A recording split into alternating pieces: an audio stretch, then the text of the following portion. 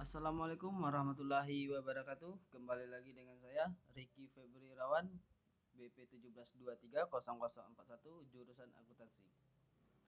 Pada video ini saya akan mencoba untuk mereview sebuah artikel lagi yang bertema pembayaran berbasis saham dan IFRS.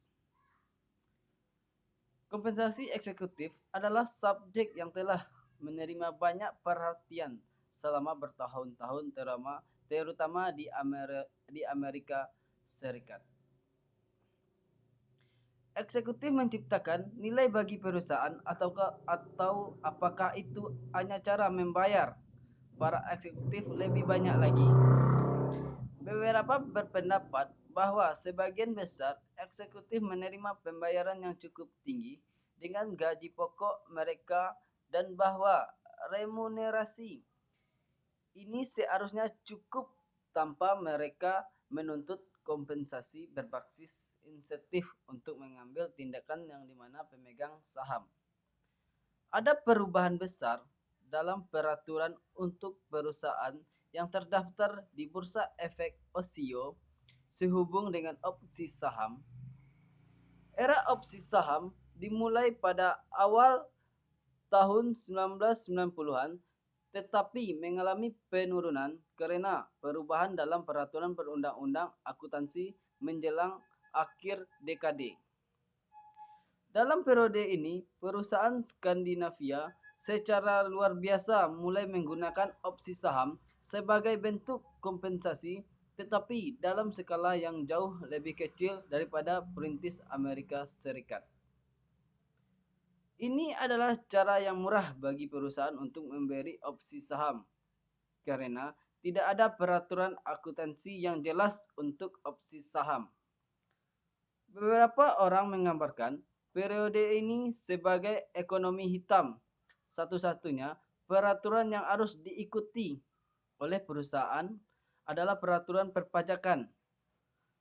Praktik ini juga telah berubah selama 2 dekade terakhir. Masuknya International Standard Pelaporan Keuangan atau IFRS pada tahun 2005 untuk perusahaan publik di Bursa Efek Oslo. Pada artikel ini, kasus yang saya temukan yaitu studi sebelumnya telah berfokus terutama pada Amerika Serikat dan banyak dari mereka kurang mengidentifikasi faktor politik dan sosial ekonomi lainnya yang relevan untuk kompensasi opsi saham eksekutif. Dalam studi kami, melihat opsi saham eksekutif dan karyawan berdasarkan data dari perusahaan Norwegia yang terdaftar di Bursa Efek Oslo. Selain itu, kami menunjukkan bahwa faktor berbasis non-opsi juga mempengaruhi penggunaan opsi saham sebagai alat kompensasi. Kami melihat apa yang kami yakini sebagai peraturan pemerintah terpenting yang telah terjadi dalam 15 hingga 20 tahun terakhir yang berkaitan dengan opsi saham. Selain itu, kami meninjau undang-undang lain yang diusulkan oleh pemerintah Norwegia seperti peraturan pajak dan akuntansi. Sampel yang terdapat pada artikel ini yaitu 50 perusahaan terbesar yang terdaftar di Bursa Efek Oslo pada tahun 2012 berdasarkan nilai pasar yang menyumbang kurang lebih 95% total nilai pasar di Bursa Efek. Teknik analisis data yang terdapat di artikel ini yaitu kualitatif. Kualitatif adalah analisis data yang mengarah ke analisis.